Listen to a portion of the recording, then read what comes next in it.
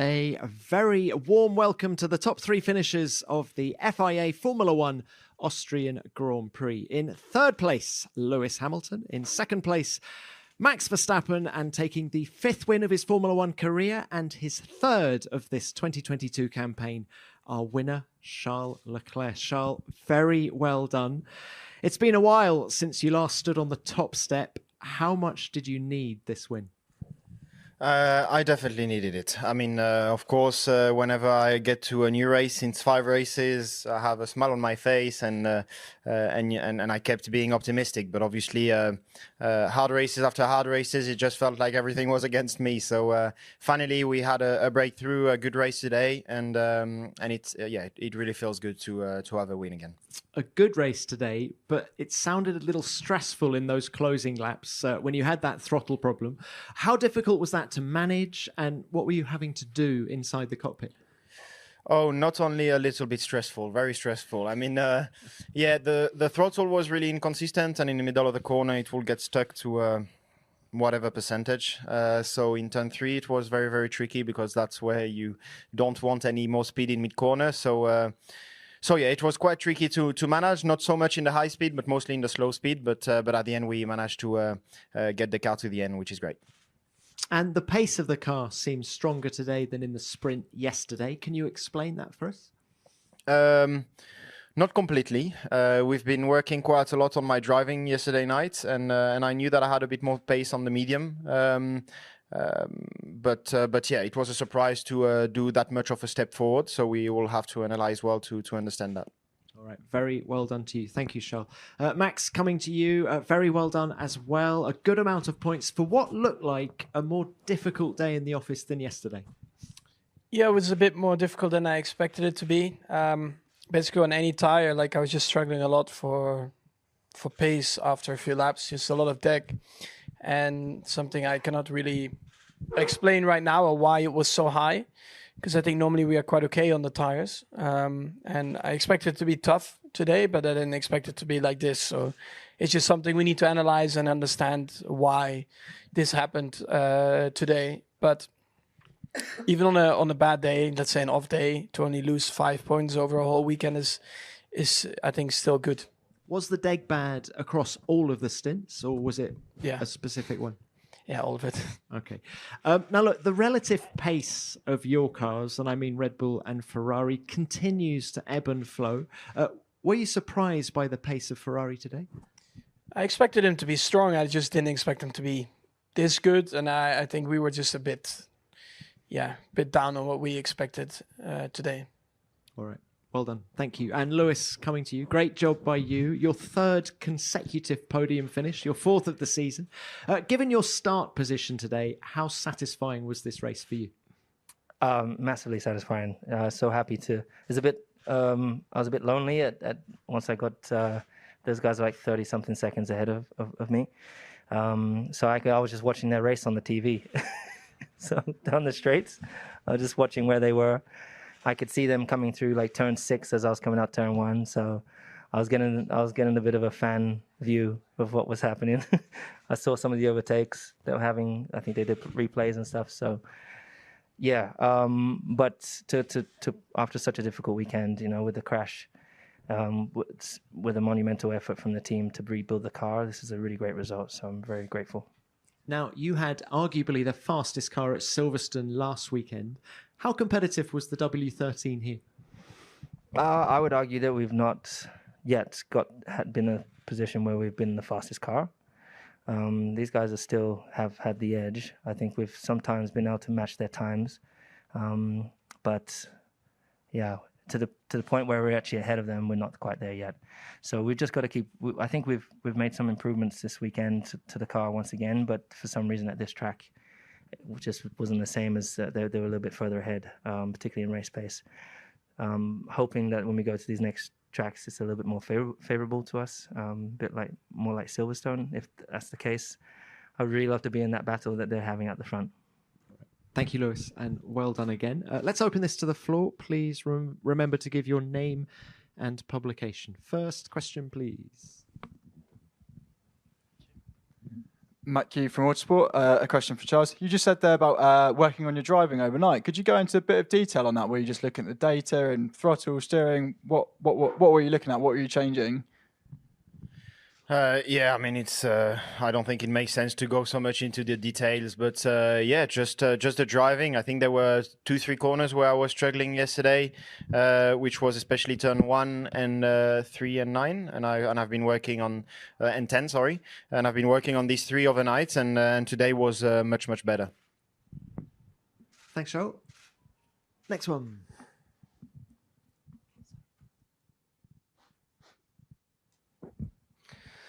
Peter Vamos, Racing Line. Question is to Louis and Charles.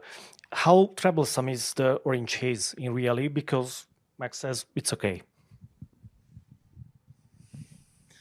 Yeah, the formation lap was quite a lot, but yeah, nothing too bad. I mean, it was you could still see, so it was fine. Lewis. Yeah, I would say the same. Just on the formation lap, you couldn't see the apex of turn 6. Turn 7. And at the end of the race, you couldn't see anything through turn 6. So fortunately, it wasn't necessarily the case during the race, but maybe they should just save them more so for the end. Yeah. I can't believe they're very good environmentally either, so... Yeah, it's just I saw one flare, like they threw it onto the track or like into the grass. I think that's the only thing they shouldn't do.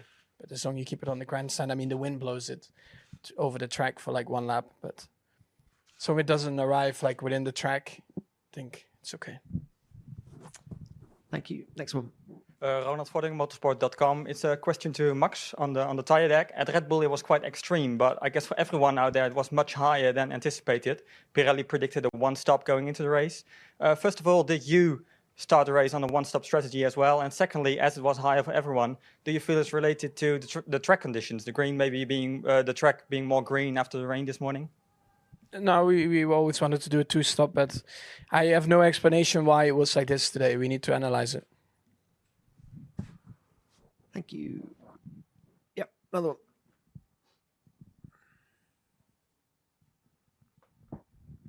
Carlo Platella, Formulapassion.it. Question for Charles. How much the car has changed since your last victory in Melbourne? Well, quite a bit. We got a package in Barcelona.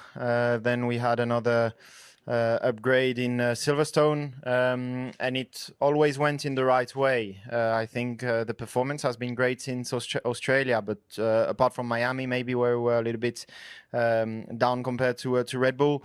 It's been strong in the last 5 races, but we just couldn't put everything together. So yeah, it's great that we are now finally having a normal race on my side. Thank you. Another one. Phil Duncan, PA. Just to all 3 drivers, there's been some reports this weekend of fans abusing other fans, suffering from verbal abuse and that sort of stuff. I mean, how concerning is it to hear that, and how much of a problem do you think that is in Formula One at the moment? Max, can we start with you, please? Yeah, of course, that's not good. All the things that happen anywhere, these things shouldn't happen. I read a few things and a few shocking things. So yeah, that's clearly not okay. And I mean, I shouldn't even need to say this. I think this should be a general understanding that these things shouldn't happen. A normal human being, I think, should think like that and should behave like that. Yeah, it's horrible to see that. I've seen the statement of Formula One just before the race, and yeah, I just hope that Formula One can do something for that. I don't know how it can be tackled, but obviously it's unacceptable to see that anywhere. But obviously, if we can do something, we should and need to do something. Yeah, I arrived with a really positive mindset this morning, and then I heard of some of the things that have been said, and just in a bit of shock and just really sad, and just to know that people arrive on the weekend to have a great time, to celebrate, to enjoy their time off and enjoy a great experience. And, particularly this, if you go to the UK, we've got obviously a wide range of fans that go there. Here, of course, you've got a lot of the Orange Army. And so when we do the parade lap, you have to look quite hard to kind of see the neon caps. They stand out a little bit better, but there's of course not as many as the orange here. But just to know that someone sitting in a crowd supporting someone else is receiving abuse is crazy to think that we're experiencing those things still in 2022. So we have to continue to do more. It just highlights that it's still an issue all over, and it comes down to education and of course ignorance. So we all have to work together with our platforms to spread that positive word with all of our platforms to all those people that are watching, because people should come here, should feel safe, should feel included, and you should be able to follow whoever it is you want to follow. Doesn't matter, and it shouldn't matter whether your gender, your sexuality, the color of your skin. It should just be everyone here to have a great time. Thank you. Next one, please. Giles Richards from The Guardian. The question for all three drivers, just to follow up on what you've just said. Formula One has said the abuse that some fans have received is unacceptable. But what would you like to see the sport do to try and combat it? And secondly, is there anything you can do as drivers collectively to make a difference to fans' behaviour, such as you did quite effectively with the We Race as One initiative? Lewis, can we start with you this time? I mean, I've not given a huge amount of thought in terms of coming up with solutions for what the sport should do. It goes back to some of the messaging that we talked about in terms of the stuff that we also need to do here within the sport, which is commit more to diversity and inclusion within our industry, because that then reflects the direction that we're planning we're going, and it also often does reflect what our fan base looks like. But yeah, it's time for action. It's not this. We Race as One was all good and well, but it was just words. It didn't actually do anything. There was no funding towards anything. There was no program to actually create change and spark that conversation. So we definitely need to utilize our platforms, as I just mentioned. But we really have to step up and actually really start actioning some of the things we're saying. Just not saying it's not enough, it's unacceptable, it's not enough. Sure. Yeah, well, first of all, I believe that as a community, people that are witnessing any type of harassment should act and actually, do something. And of course, as Formula One, if we manage to find these people, we need to take hard actions. They shouldn't be allowed to be anywhere close to our sport, I believe. So, and then as Louis said, as drivers, and obviously we have a lot of followings all over the world, we should speak about it, and so people obviously listen to us a little bit more, and don't do these type of things. Thank you. Max, please. Yeah, I mean, like they said, I think one thing can be improved maybe with security around places, to keep people more in check, supervisors, and also don't forget, it's not an excuse, but of course, they watch the races and then they go back and party and have fun and drink alcohol, and sometimes when you drink alcohol you can do stupid things. I don't say this is an excuse, but also these things can be regulated. I mean, there's a certain amount of alcohol maybe until it's time to maybe go to bed and wake up again next morning and be sober, because if you start to go really crazy you can do also stupid things. Thank you. Next one. Fred Ferrer, L'Equipe. Question to Max and Charles. Your two teammates suffered from failure.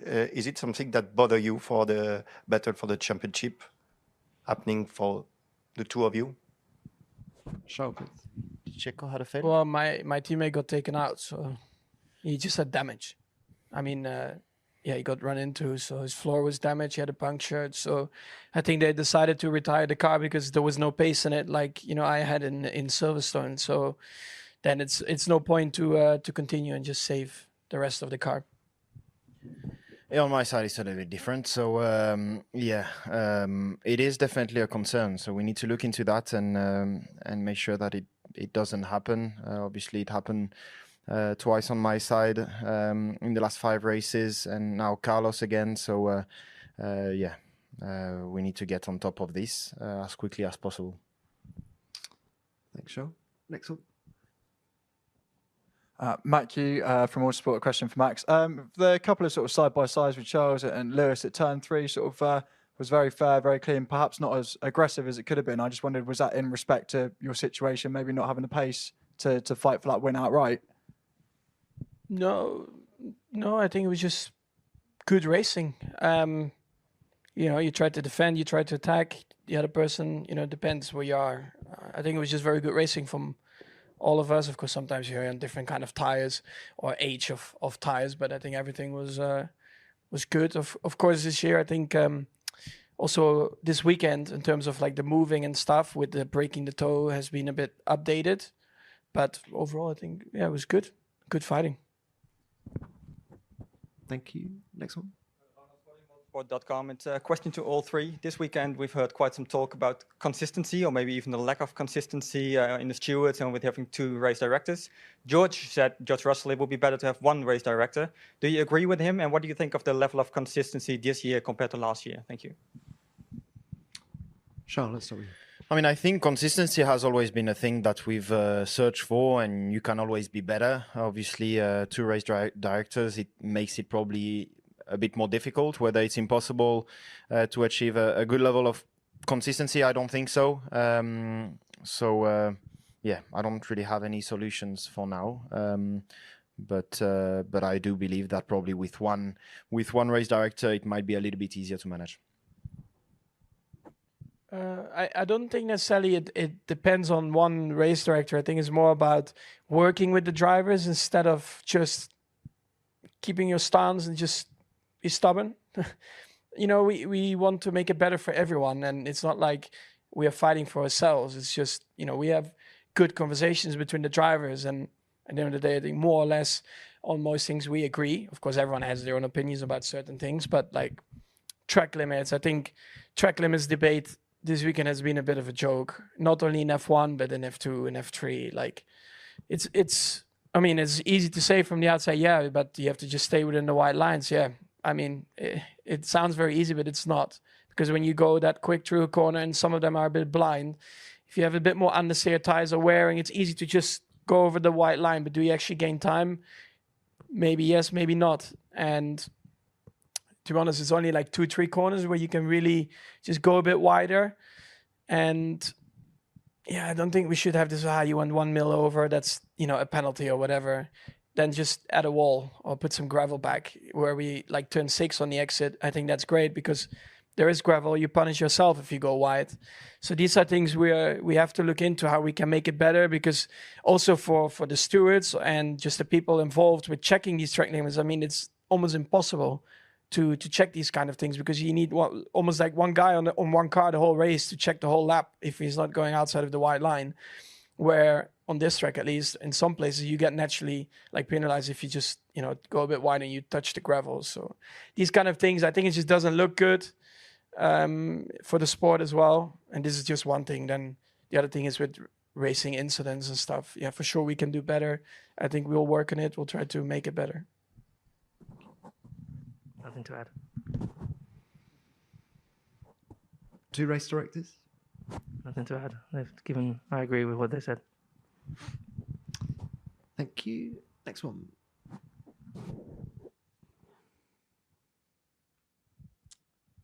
Hi, Tom Morgan at The Telegraph. Lewis, it's one for you. I noticed you're still wearing your mask.